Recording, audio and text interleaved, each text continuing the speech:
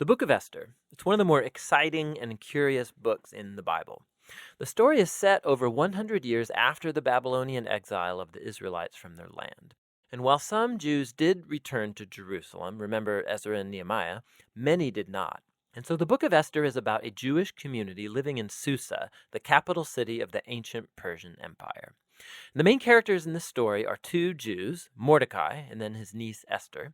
And then there's the king of Persia, who's something of a drunken pushover in this story. And then there's the Persian official Haman, the cunning villain. Now, this is a curious book in the Bible, mainly for the fact that God is never even mentioned, not once, which might strike you as kind of odd. I mean, isn't the Bible about God? But this is a brilliant technique by the author, who's anonymous, by the way.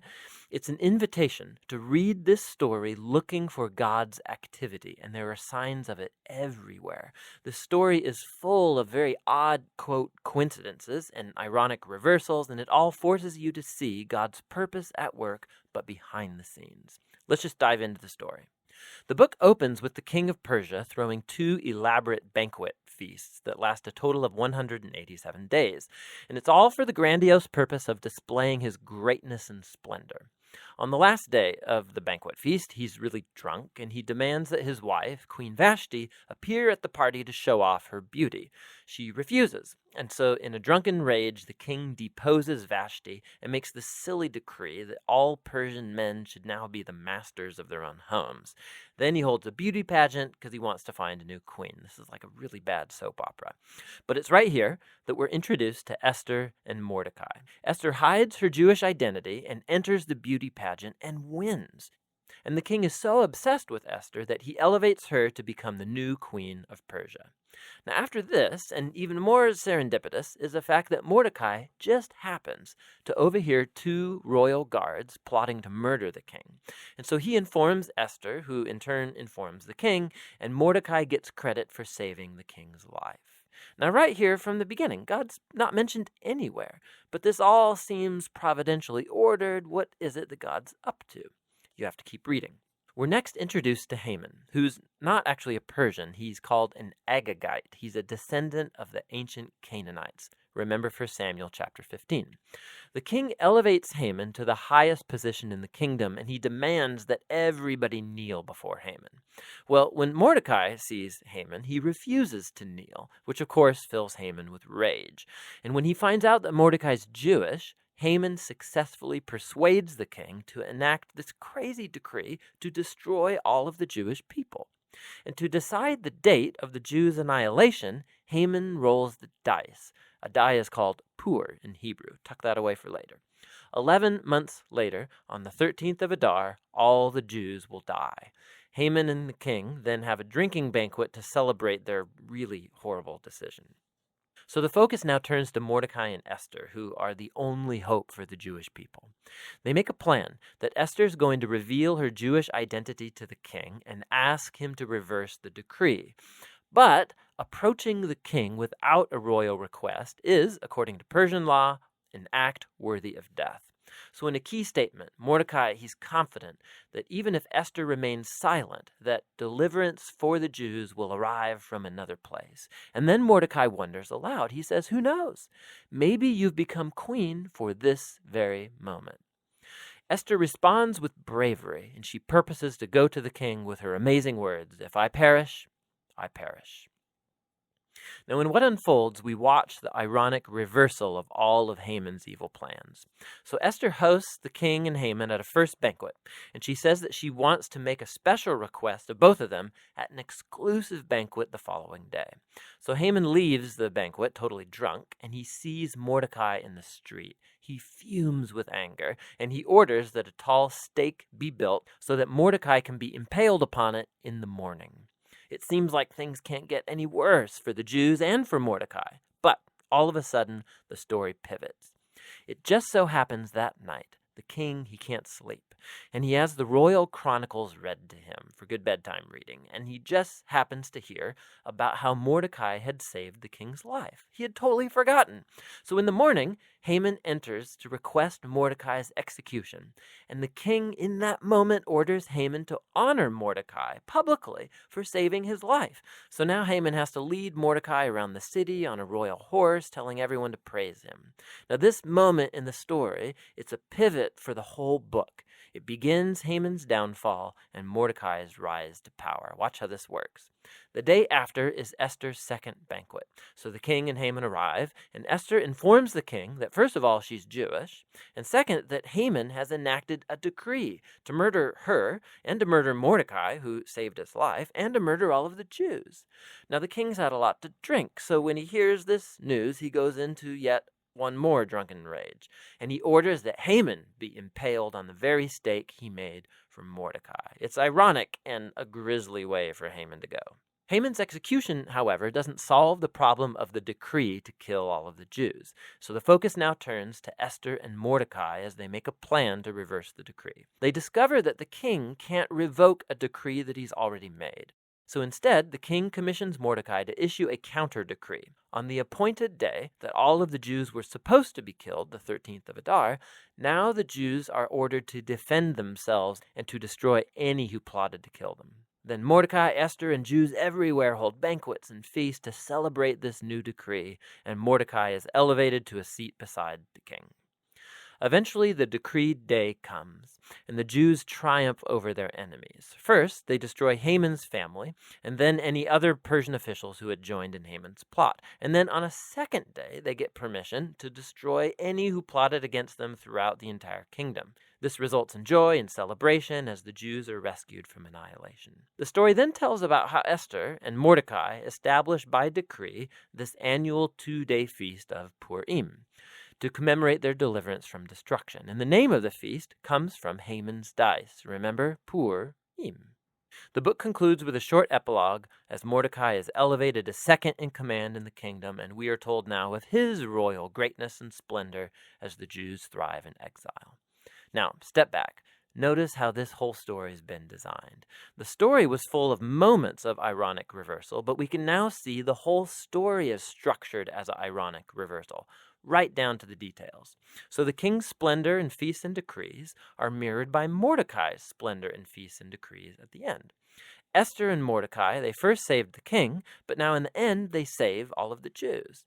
Then you have Haman's elevation and edicts and banquet that gets reversed by Mordecai's elevation and edict and banquet. And then at the center you have Esther and Mordecai's planning scenes, and then Esther's 2 banquets that act as a frame around the greatest moment of reversal in the whole story: Haman's humiliation and Mordecai's exaltation. Beautiful. Another fascinating feature of this book is the moral ambiguity of the characters. There's a lot of drinking and anger and sex and murder, of which Mordecai and Esther are a part. Not to mention their violation of many commands in the Torah, like marrying Gentiles or eating impure foods. And so the story's not putting Mordecai and Esther forward as moral examples, as if it endorses all of their behavior. But they are put forward as models of trust and hope when things get really bad. And so the book of Esther comes back to that question with which we began: why God is not mentioned. The message of this book seems to be that when God seems absent, when his people are in exile, when they're unfaithful to the Torah, does this mean that God is done with Israel? Has God abandoned his promises? And the book of Esther says no. It invites us to see that God can and does work in the real mess and moral ambiguity of human history, and he uses the faithfulness of even morally compromised people to accomplish his purposes. And so the book of Esther asks us to be willing to trust God's providence even when we can't see it working, and to hope that no matter how bad things get, God is committed to redeeming his world. And that's what the book of Esther is all about.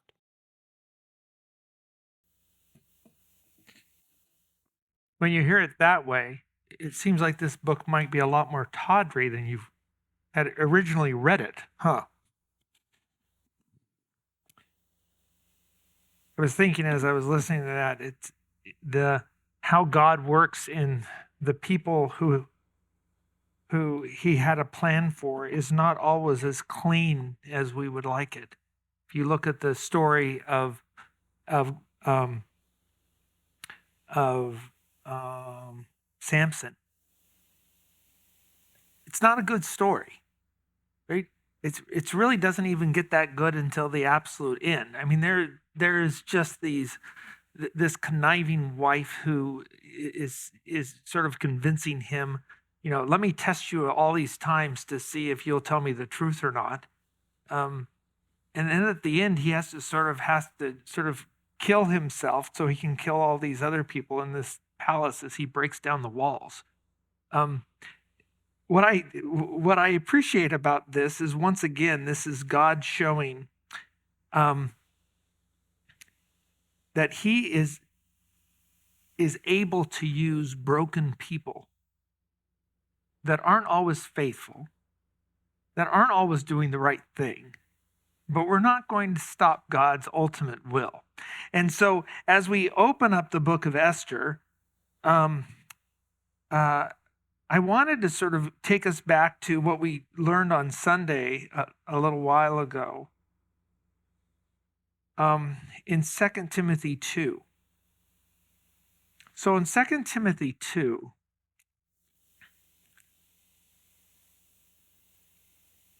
verse 13, and remember, there was this trustworthy statement that Paul was trying to encourage Timothy with, for if we died with him, we will also live with him. If we endure, we will also reign with him. If we deny him, he also will deny us. If we are faithless, he remains faithful, for he cannot deny himself. And I wanted to keep that last verse 13, in our mind as we look through this. If we are faithless, because probably maybe more so than any other time you've considered Esther, as we go through this verse by verse, you're going to pick out all the times where these guys actually weren't doing what they were supposed to be doing. They actually weren't being faithful. And a lot of them, you just sort of skim over it because we love it. That if I perish, what if this is, you've been created for such a time as this? You sort of love these things, but it's in the middle of a whole lot of dirty stuff which shows that they actually weren't very faithful to the command. So as we open it up in Esther 1, verse 1, now it took place in the days of Ahasuerus. So this is just a different way of saying Xerxes. Okay, so Ahasuerus. Some other Bibles will actually say Xerxes. So this is King Xerxes of the Medo-Persians. The Ahasuerus, who reigned from India to Ethiopia, over 127 provinces in those days, as King Ahasuerus sat on his royal throne, which was at the citadel in Susa. So everyone always argues which was the oldest town. Well, this is getting pretty close. So there's a debate between whether Sana'a in Yemen or Jericho in Israel is the oldest, and a lot of times it depends on what you consider an oldest city, whether it's by the rocks that are still there or how long it was been continually inhabited. But Susa is quite old and thought to be around 4,000 years BC, before Christ. So quite a while.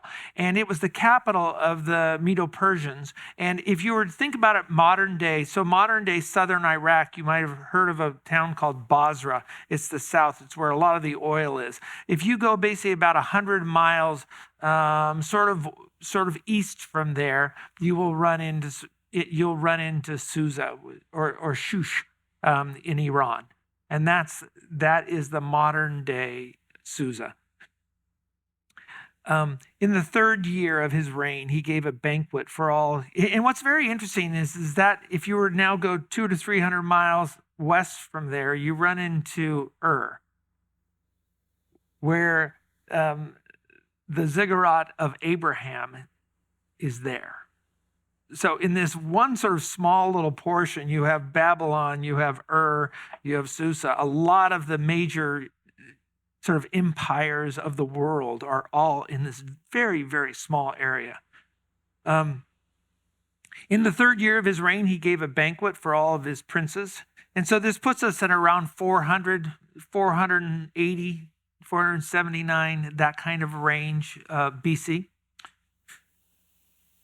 He gave a banquet for, and remember, about the 400 years before Christ, the Bible was completely, the prophets were silent. God wasn't speaking through the pilot. So it's almost like this is one of the last stories before the prophets went silent.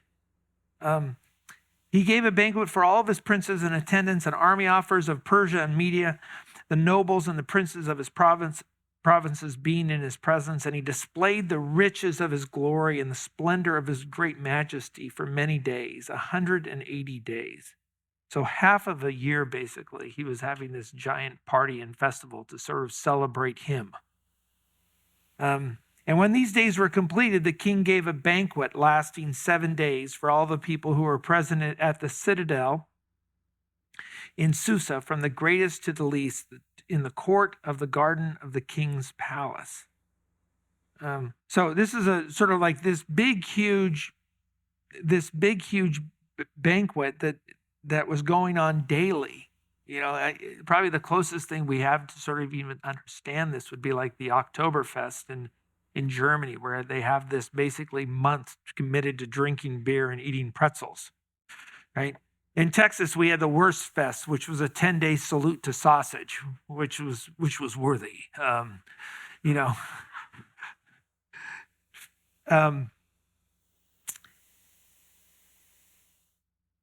But this is, now they're going to have this sort of the last 7 days. They're going to have this special time, and there were, and you can imagine what this is going. They have hangings of white and violet linen. White wasn't hard to make the flax plant beaten down, and what it took to make those fibers white, that wasn't so hard. But making them violet was an incredible costly thing, because you had to basically get this purple dye out of a snail, and it took an enormous amount. Like each snail maybe gave you 1 drop of dye, and so to have violet linen. And fine purple linen on silver rings and marble columns, and couches of gold and silver on mosaics in porphyry, marble, mother of pearl, precious stones. He was basically just showing off. Look at what I have. Right? 180 days, half a year of parties, and look at what I have. The drinks were served in golden vessels of various kinds, and the royal wine was plentiful according to the king's bounty. The drink, this is interesting. This is like, well, but we were moderate about it. The drinking was done according to the law. There was no compulsion, for so the king had given orders to each official of his household that he should do according to the desires of each person. It's like, well, we're not going to, the only rule is you couldn't tell somebody to drink. But it sounds like, well, whatever your house wants to drink, you can drink. So it was like a free-for-all with alcohol. And Queen Vashti also gave a banquet for the women in the palace, which belonged to King Ahasuerus.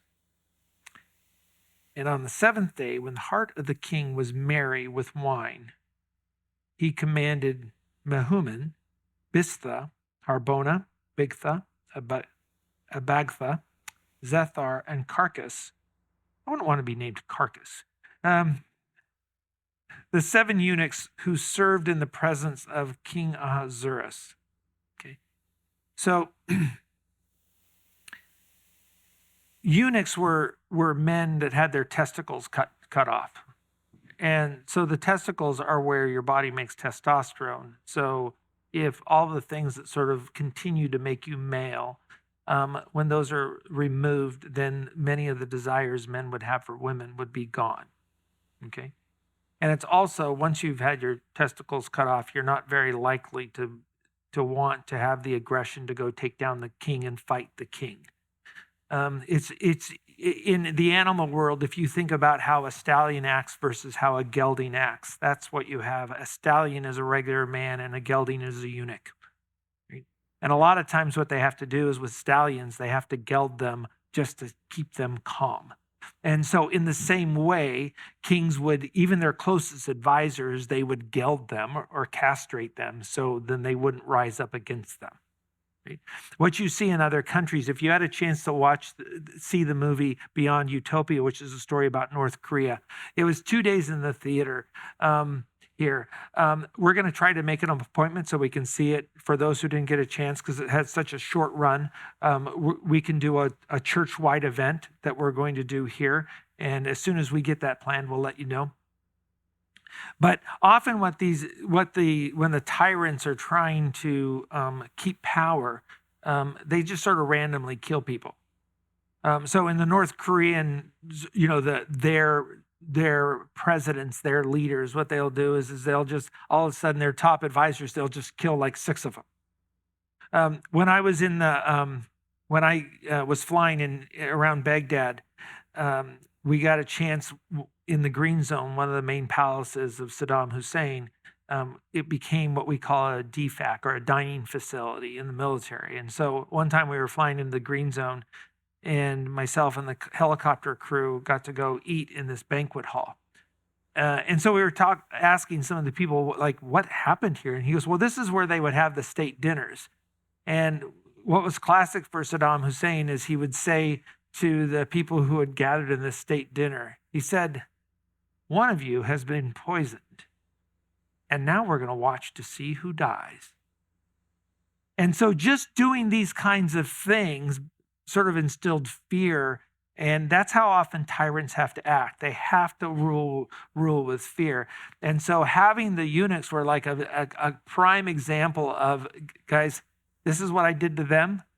If you come up against me, this might happen to you.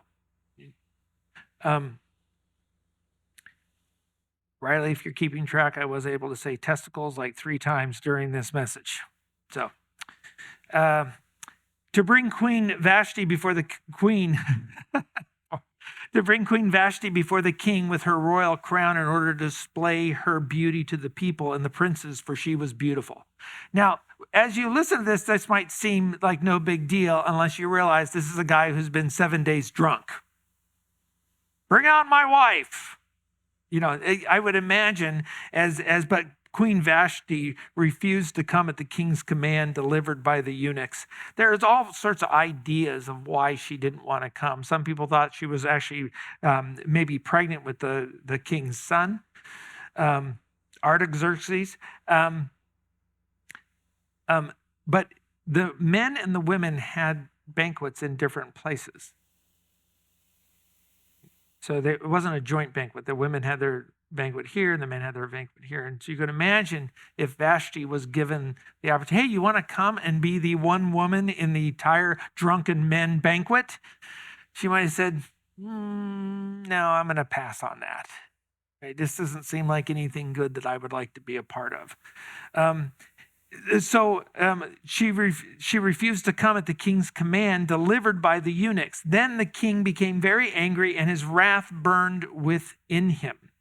Then the king said to the wise men who understood the times, for it was the custom of the king, so to speak, before all who knew law and justice and were close to him, Karshina, Shethar, Admatha, Tarshish, Meres, Marsena, and Memucan, the 7 princes of Persia and Media, who had access to the king's presence and sat in the first place of the kingdom. So this was his royal council, and this you can imagine as he's been doing this big party 180 days, then he has this special banquet for 7 days, and the last day of the banquet he says, come on, queen, come in here. Everything has been about this king's pride. About look what I have, look what I'm doing, look what's going on, look at my riches. Now let me show you my wife and how beautiful she is and everything like that. And she says, no. And so he's gathered a council. I've been mocked by my wife in front of all these people. What are we going to do? According to the law, what is to be done with Queen Vashti because she did not obey the command of King Ahasuerus delivered by the eunuchs?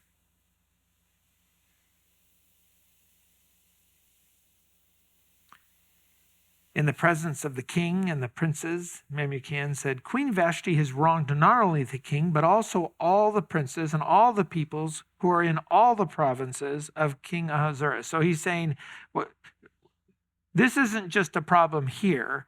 This will spread. Everyone will talk about this. You have been mocked, king, and it's going to go out all the way from India to Ethiopia. Something needs to be done. For the queen's conduct will become known to all the women, causing them to look with contempt on their husbands by saying, King Ahasuerus commanded Queen Vashti to be brought into his presence, but she did not come. So you can see the advisors are sort of setting them up. Like they're almost like fanning the flames of, you realize how much you've been mocked? And are you going to let your wife do that to you?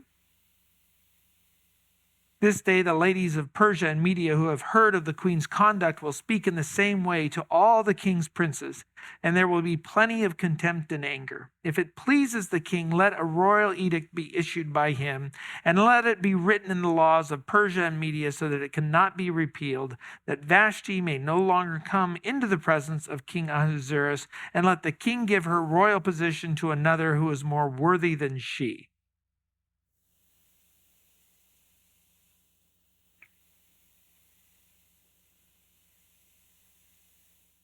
Wow. When the king's edict which he will make is heard throughout all his kingdom, great as it is, then all the women will give honor to their husbands, great and small. What do you think, ladies?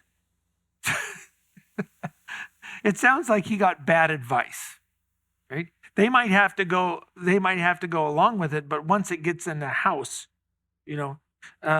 I think that I go to a lot of different cultures that are very patriarchal in terms of how it is to look in public. How far you have to walk behind your husband. Are you allowed to do this? Are you allowed to speak? Are you allowed to sit with him? Are you allowed to eat with him?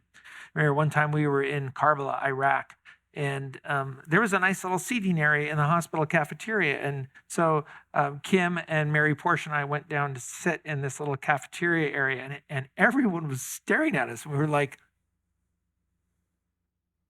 what's going on? I mean, it looked like they wanted to kill us. Maybe they did want to kill us, but we thought it was somewhat strange to what we were seeing. And then we looked around and saw, wait, all the guys are sitting here and all the women are sitting over here, and we dared to sit together, men and women, in the men's section.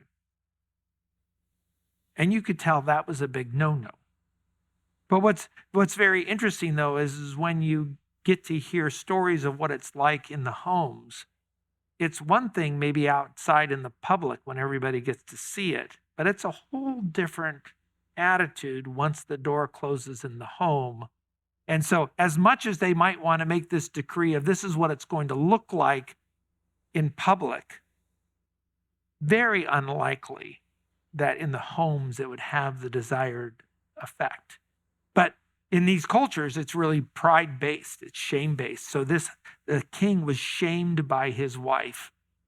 And so this isn't going to happen to any men. So the men rulers said to all the women, this is what you are going to do. Men, you're going to be masters of your own house and you will get to tell everything. And so the rule of basically, he's changing the law to say that whatever men say, the women have to do.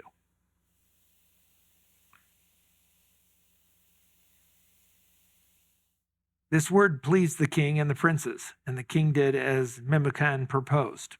So he sent letters to all the king's provinces, to each province according to its script, and to every people according to their language, that every man should be the master of it in his own house, and the one who speaks in the language of his own people. Chapter 2. After these things, when the anger of King Ahasuerus had subsided, he remembered Vashti and what she had done and what had been decreed against her. Basically, when he sobered up, right? He was still upset over what had been done. Then the king's attendants who served him said, "Let beautiful young virgins be sought for the king. Let the king appoint overseers in all the provinces of his kingdom, that they may gather every beautiful young virgin to the citadel of Susa, to the harem, into the custody of Haggai, the king's eunuch, who is in charge of the women, and let their cosmetics be given them. Then let the young lady who pleases the king be queen in place of Vashti." And the matter pleased the king, and he did accordingly. So this is pretty intensive to get all these women from all these different provinces. If you think of India going across all the way to what would be modern day Afghanistan, Pakistan, Iran, you're going all the way throughout the Middle East, basically to modern day Turkey. You go all the way down south, you're taking all of northern Africa, and they're sent out to bring who are your best virgins to come be displayed before the king, for him to have a choice of who he would like.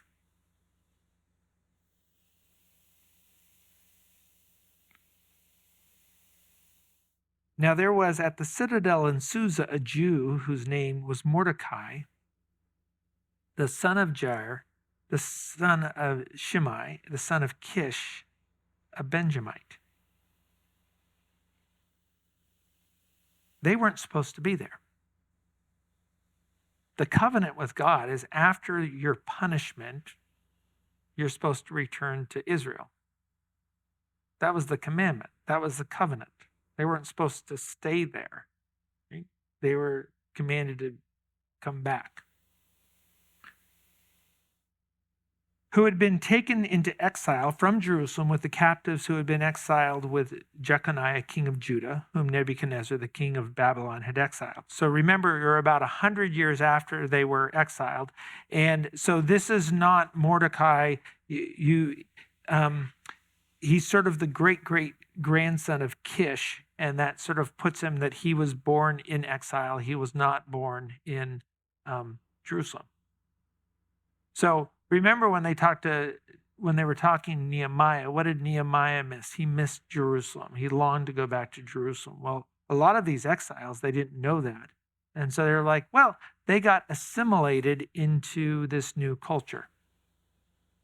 So rather than staying with the Jewish culture, which largely involves kosher eating and obeying the Sabbath, as well as all the other laws they were formed, you can see that they actually looked much more like the society and the culture than they looked like Jews. Why? Because nobody knew they were Jews.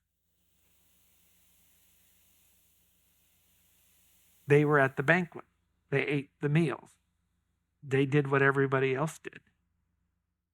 You don't have to be around someone very long to realize if they observe kosher meals and if they observe the Sabbath. It's pretty clear very quickly. If they don't even have to have a yarmulke on. You just go, that person's different. But we don't hear that Mordecai and Esther were different at all because nobody knew they were Jews.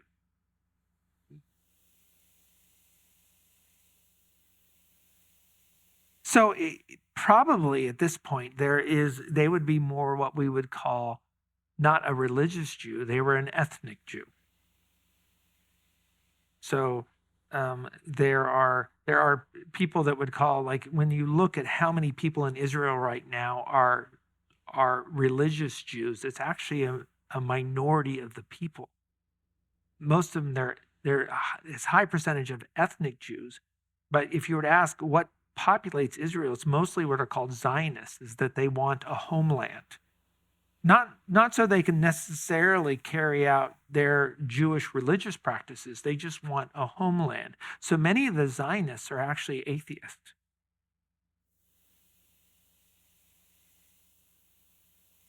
So in verse 7, Mordecai was bringing up Hadassah. That's the Hebrew name for Esther. Esther is the Persian name, his uncle's daughter, for she had no father or mother. Now the young lady was beautiful of form and face, and when her father and her mother died, Mordecai took her as his own daughter. So it came about when the command and decree of the king were heard, And many young ladies were gathered at the citadel of Susa into the custody of Haggai, that Esther was taken to the king's palace into the custody of Haggai, who was in charge of the women. So we don't have a lot of explanation here. Like, was it a sort of an audition? Send us your prettiest, right? Or were they just sort of going through, oh, you look beautiful, you're coming with us, right? It's not really clear from the text how they were gathered in. But you can imagine if they're saying this is your chance to go on Persian Idol to see if you get to be the queen, right? People are like, oh no, I want my daughter's definitely the most beautiful. Yes, I'm going to send her in. That would be great if she could be the queen. And imagine what it would be like for me. And that's what sort of the hint is from the text. And then, so now they're bringing all these women in, and who knows how many there were. But they now have to be prepared to go before the king. And this is where I think it's very interesting. Because there's a long preparation time to making sure that they are pure to come before the king. What do the scriptures tell us about what we're having done for us before we come before the king? We're being purified. Right? Now, the young lady pleased him. So Esther pleased Haggai, who was the head of the eunuchs, who was in charge of all these women, and found favor with him. So he quickly provided her with cosmetics and food and gave her 7 choice maids from the king's palace and transferred her and her maids to the best place in the harem. This sounds like, this would have been quite a reality TV show. Right? If you would imagine they had 24-hour filming and the women fighting and they're discussing and who's prettier and who's this and why do you have the special spot and how many maidens you have with you, all this. But it's just verse 9. Right? Esther did not make known her people or her kindred, for Mordecai had instructed her that she should not make them known. What did God always want the Jewish people to be known as set apart? He never wanted them to deny who they were. He made it very clear that they weren't going to eat, they weren't going to look, they weren't to fit in with the group. So you can see that really for everything that God had asked the Jewish people who were following him, Mordecai is going, no, we're just going to try to we don't want to be known. We're just going to try to slide in here. They denied who they were.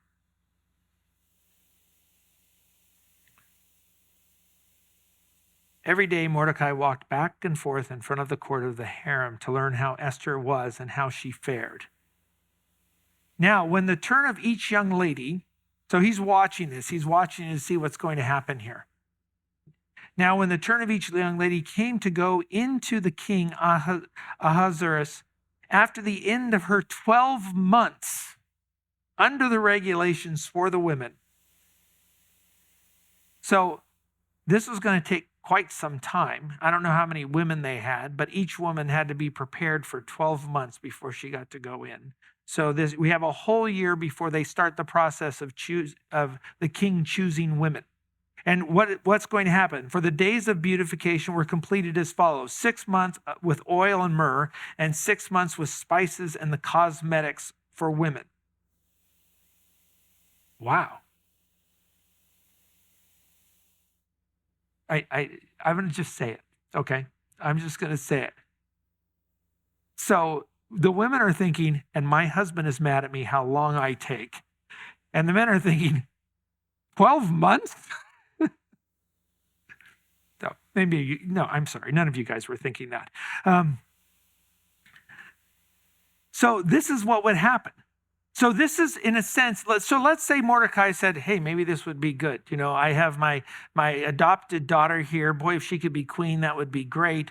Maybe I have some inside touch because I'm sort of in the court and I know people. Maybe this, and she's beautiful, so maybe this will help.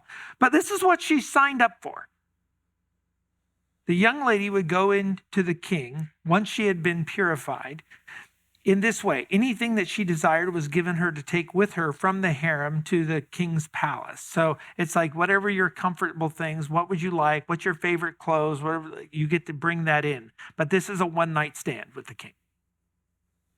Because the king is making decisions, and so he's having a one-night sexual stand with woman after woman after woman after woman. He's not a Jew. Is Hadassah supposed to be with a person who's not a Jew? No. Once again, we're getting this, we sort of can breeze, he's just going to go into, what are they going to play, checkers? No. They're going in, and this is what it's meant for, this is a trial period. This is the test drive of the woman, is really what it is. And the king gets to choose between, and he's going to go on, I don't know how long this goes on. It might go on at least a year. In the evening, she would go in, and in the morning, she would return to the second harem, to the custody of Shashgaz, the king's eunuch, who was in charge of the concubines. So now you have become, you don't get released, you weren't chosen. Now you go into the concubines that weren't elevated to the level of a wife. They were just used for sex. She would not again go into the king unless the king delighted in her and she was summoned by name. So when the turn of Esther, the daughter of Abihail, the uncle of Mordecai, who had taken her as his daughter, came to go into the king, she did not request anything except Haggai, the king's eunuch, what Haggai, the king's eunuch, who was in charge of the women, advised. And Esther found favor in the eyes of all who saw her. So she was quite remarkable. And so Esther was taken to King Ahasuerus to the royal palace in the 10th month, which is the month of Tebeth, in the 7th year of his reign.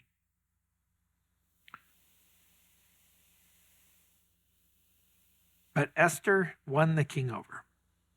The king loved Esther more than all the women, and she found favor and kindness with him more than all the virgins, so that he set the royal crown on her head and made her queen instead of Vashti. Then the king gave a banquet, Esther's banquet, for all his princes and his servants, and he made a holiday for the provinces and gave gifts according to the king's bounty. When the virgins were gathered together the second time, then Mordecai was sitting at the king's gate. Esther had not yet made known her kindred or her people, even as Mordecai had commanded her. For Esther did what Mordecai told her, as she had done under his care. So, this is tawdry, but I think it's important for people to know how far Esther and Mordecai were really outside of what would have been pleasing to God. Remember, God doesn't need us to go down these roads to make things happen. Right? He doesn't need us to be tawdry to make things happen. What he asks of us is obedience. They weren't obedient. They had forgotten everything. Some of the other passages we're going to go into, or books we go into, when we look at Ezra and Nehemiah, there was a great outpouring of sadness when they realized how far from the commandments of God they had gone. And I think what's important is we can look at this and go, oh yeah, this is no big deal. No, this is big. No, this is a big deal how far outside they were and how they had left the commandments of God. And I think it's important for us to understand how this was, because this shows the nature of God, that when we are faithless, he remains faithful. Were they following him properly? No. Were they holding him up? No. They were denying him. They were denying everything what it meant. But you still see God's hand sort of overseeing this, that she got chosen.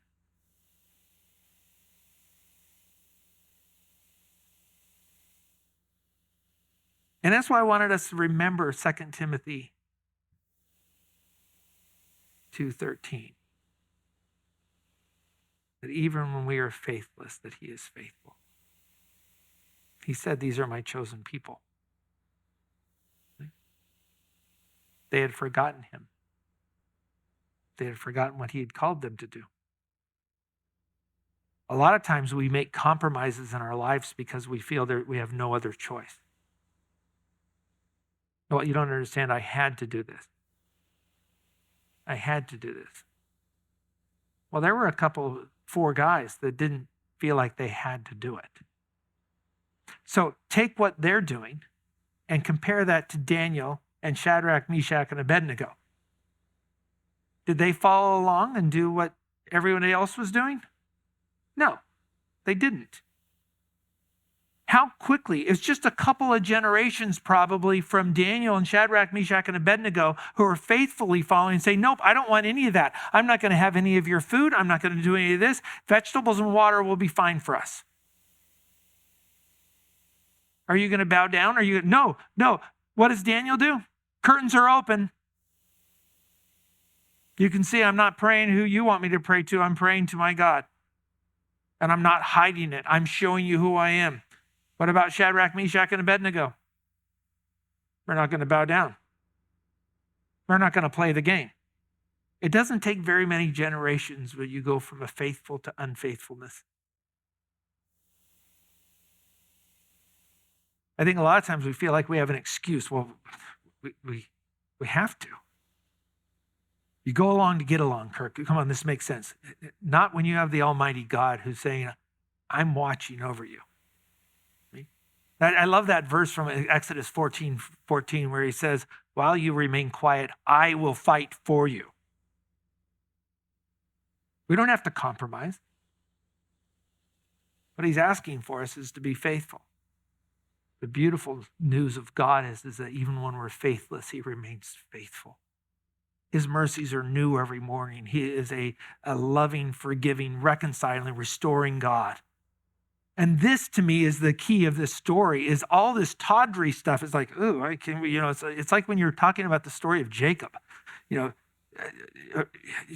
my gosh, when you go through Jacob with Rachel and Leah and the mandrakes and everything like this is tawdry stuff. But you see God working through all the imperfections and all the things where people failed to be obedient.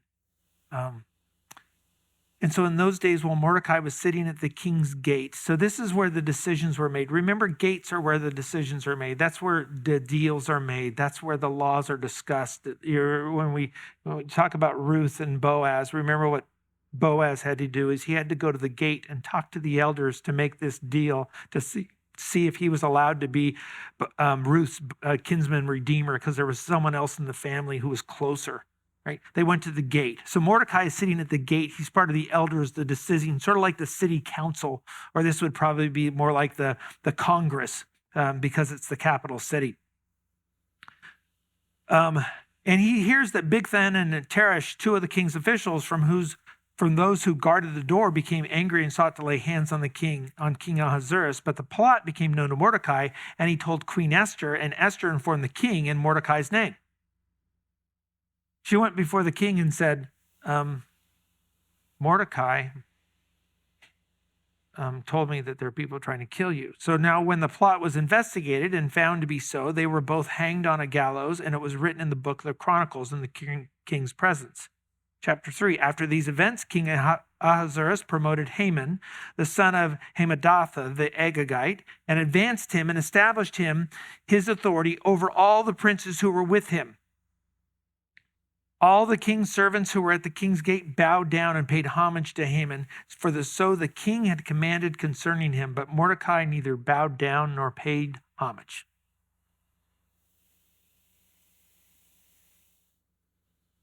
We're not sure why. He just said, I'm not bowing down to you. I'm not sure it was because he felt like, well, I'm not going to bow down. And we don't know. But he was like, nope, I'm not bowing down to Haman. And then the king's servants who were at the king's gate said to Mordecai, why are you transgressing the king's command?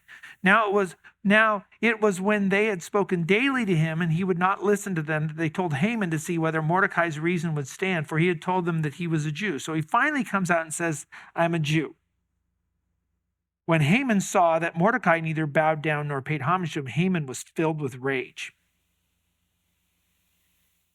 But he disdained to lay hands on Mordecai alone, for they had told him who the people of Mordecai were. Therefore, Haman sought to destroy all the Jews, the people of Mordecai, who were throughout the whole kingdom of Ahasuerus.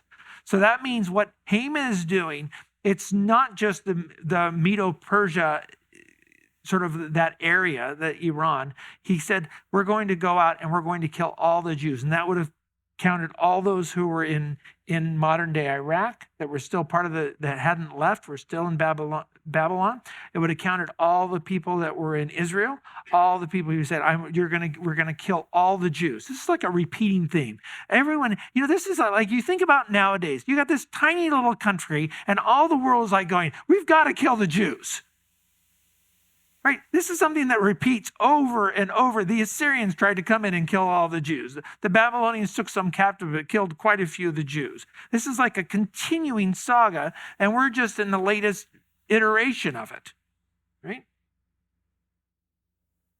A tiny little country, not a big deal. Right? It's nice, but it's not a big deal. It's not like it's not like you're fighting for Maui there. Right? But it's this special place because it's God's special place. And he said, this is my mountain. The mountain of Zion, this is mine. This is where my throne's going to be. And this is where my chosen people are going to be. And it's always been this source of incredible strife where how can we eliminate all these people? Hitler was just the next basically major iteration for Ahasuerus or Haman.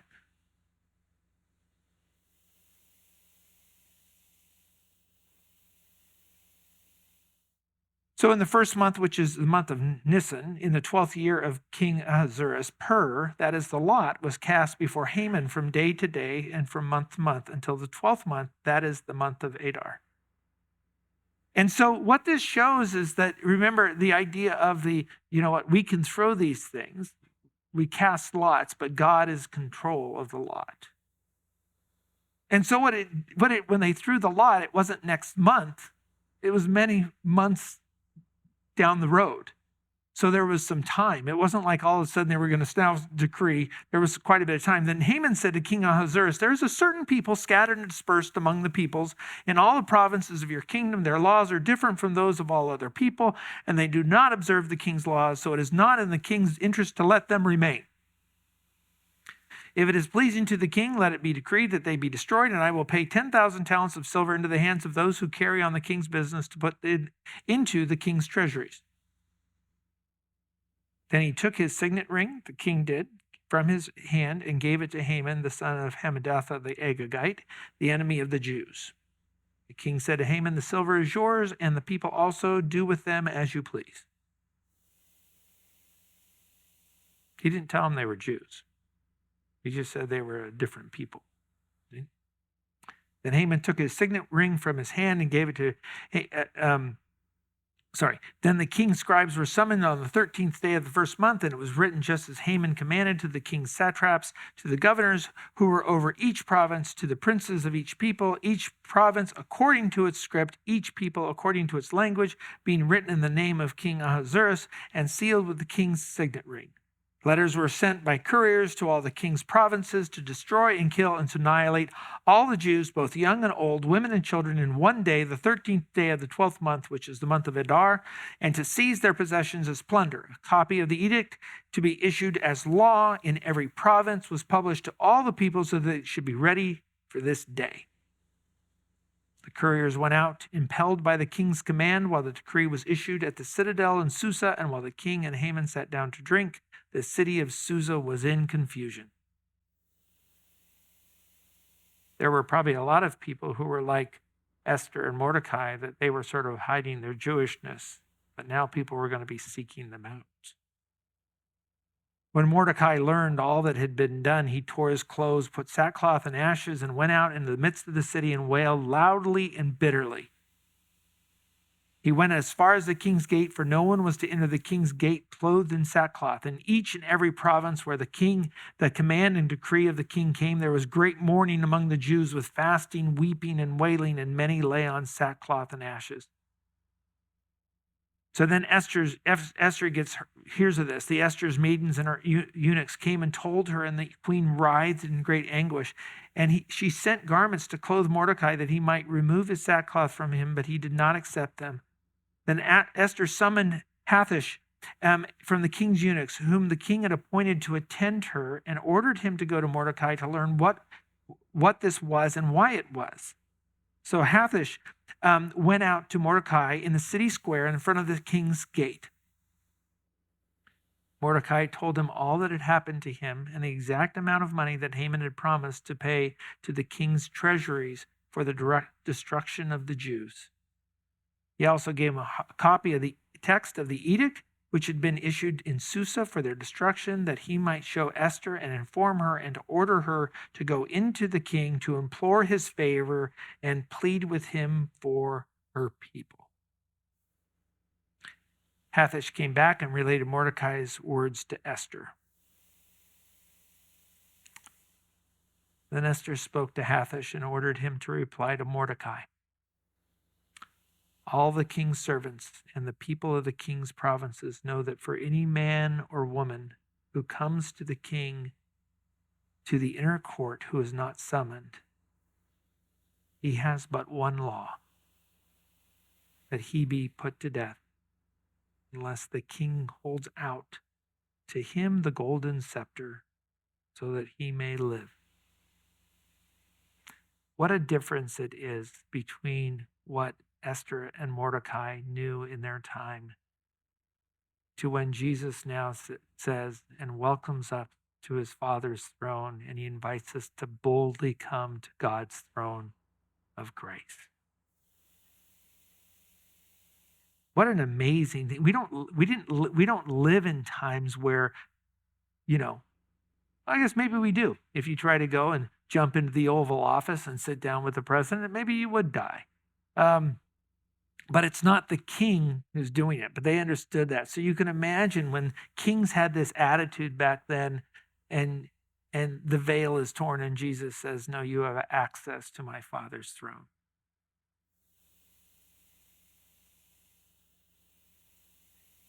And she said, I have not been summoned to come to the king for these 30 days. They related Esther's words to Mordecai. He hasn't invited me in. It's an interesting relationship, isn't it?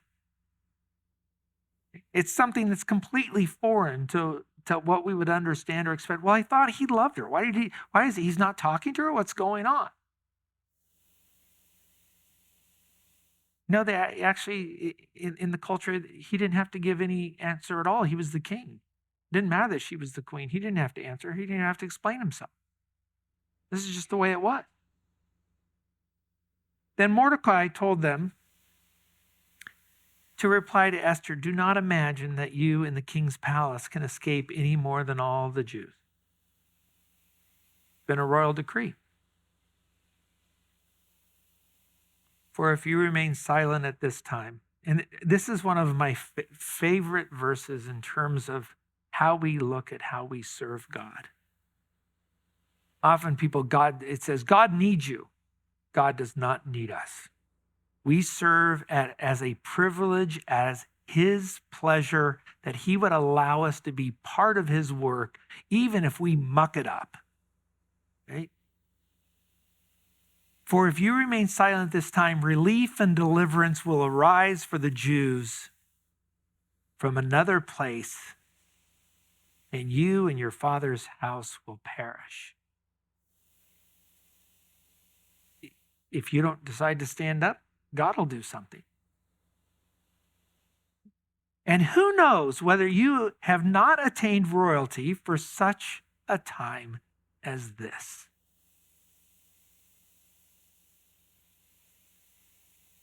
I think in times where we're wondering if we're willing to stand up in the midst of possible harm, are we willing to stand up for our faith, go to some place, speak to somebody, even speaking truth to power? Remember what Shadrach, Meshach, and Abednego goes, well,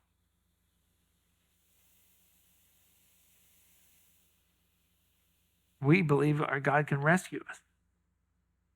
But even if he doesn't, we're not going to bow down to you, right? This is God's choice, right? But we're not going to bow down.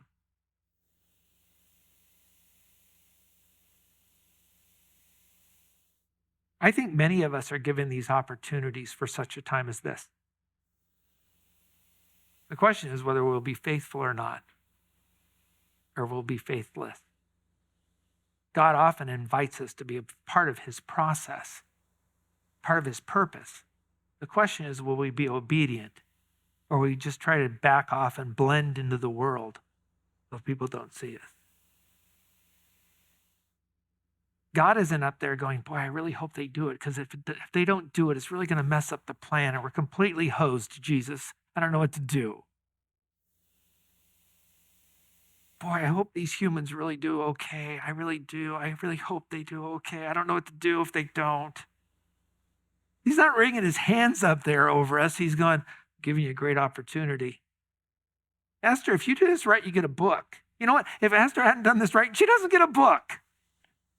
There's a full book deal here. I mean, there's you don't get an advance on this, but I mean, eternally, she's got a great deal here.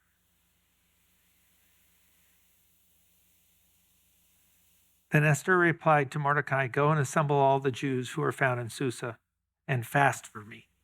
Do not eat or drink for 3 days, night or day. That's a legitimate fast right there. That's no water. And Jews, when they fast, they won't even brush their teeth. They don't put anything, any liquid at all. There's pure dry fast.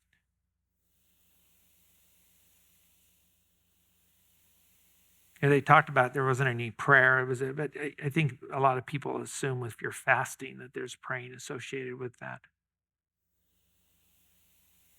And she goes, I and my maidens will also fast in the same way. It's amazing how these great struggles that you find yourself in might remind you, oh, what should we do here? Well, this is definitely time to fast. We've been sort of going along with society and sort of cruising along, but this is a fasting time here. And so she goes, this is what you guys need to do, and this is what I'm going to do, and thus I will go into the king, which is not according to the law.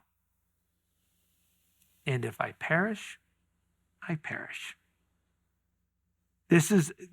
Right here, she has done, this is her Shadrach, Meshach, and Abednego moment, right? God can save us, but even if he doesn't, and she's like, I'm going to go in. I'm going to have this talk with the king. I might perish, but if I perish, I'm going to perish with honor. And I will have done what I can for others. This selfless love, this willingness, this is what would be called a Christophany, a Christ-type behavior, a Christ-type activity, where she goes, I'm willing to go sacrifice myself so others can live. If I perish, I perish. So what did Mordecai do? So Mordecai went away and did just as Esther had commanded him. What I think is very interesting is that the beginning of this story is the men were now masters of the house as decreed by the king. And now at the very end, you have Esther going, okay, this is what you're going to do, Mordecai.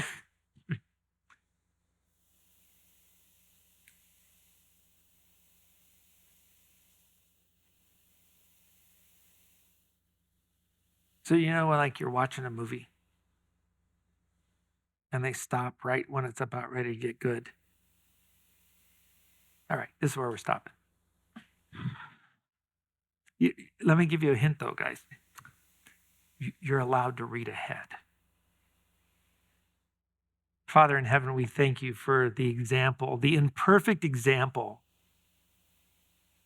of people who eventually get it right, Lord. And Lord, we come before you, all of us have gotten it wrong. We've all compromised. We've all went the way of the world, Lord. But help us wake up sooner than later. Help us to have courage sooner than later. Help us to understand that to live is Christ and to die is gain. As Jesus says, Father, we thank you that you've given us his word. And he said, what does it matter if your body is killed? Lord, I pray as we walk through our walks of life, Lord, that we would always be concerned about how we can be bold and courageous for you. And that you would give us strength not to compromise, to blend in to a culture that does not love you. So help us, we ask, Father, in Jesus' name. Amen. God bless you guys.